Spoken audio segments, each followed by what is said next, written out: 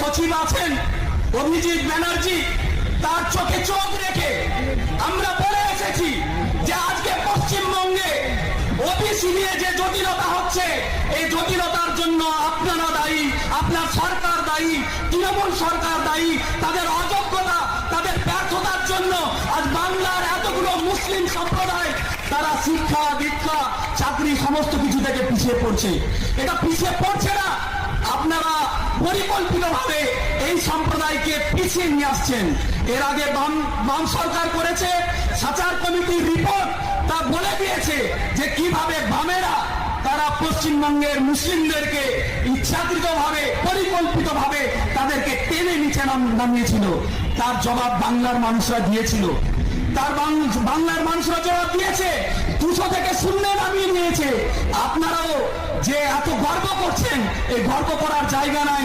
আপনারা যেভাবে পিছিয়ে পড়া মুসলিম সম্প্রদায়কে ইচ্ছাকৃতভাবে ওবিসি এ, ওবিসি বি এর জাতা করে ফেলে দিয়ে প্রকৃত অর্থে পিছিয়ে পড়া মুসলিম সম্প্রদায়কে এগিয়ে না নিয়ে তাদেরকে পিছানোর চেষ্টা করছেন, এই চক্রান্ত আমরা সফল হতে দেব না।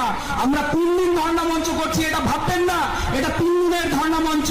আমরা এবিসি এ, ওবিসি বি এর জটিলতা যতক্ষণ না আপনারা সমাধান করবেন, আমরা গোটা বাংলা জুড়ে আন্দোলন করব। এই বার্তাটা মাননীয় মুখ্যমন্ত্রীকে আপনারা দিয়ে দেবেন।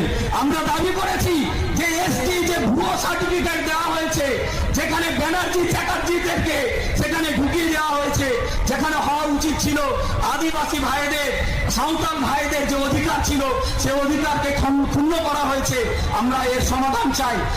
এর সঙ্গে জড়িত প্রত্যেককে তাদেরকে ধরতে হবে, তাদেরকে গ্রেফতার করতে হবে যারা ভুয়ো সার্টিফিকেট দিচ্ছে। ওনারা বলছেন আমরা 1-2জনকে ধরেছি।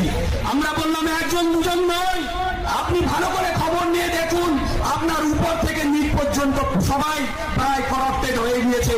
তাদেরকে ধরে নিয়ে আসুন, তাদেরকে দৃষ্টান্তমূলক শাস্তি দিন।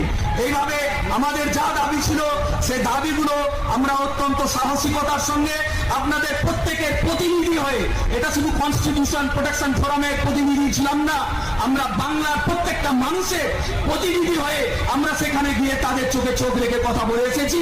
আমাদের আন্দোলনকে আরো এগিয়ে নিয়ে যেতে হবে এবং এই সমস্যার সমাধান এর শেষ আমরা দেখে ছাড়বো। ধন্যবাদ।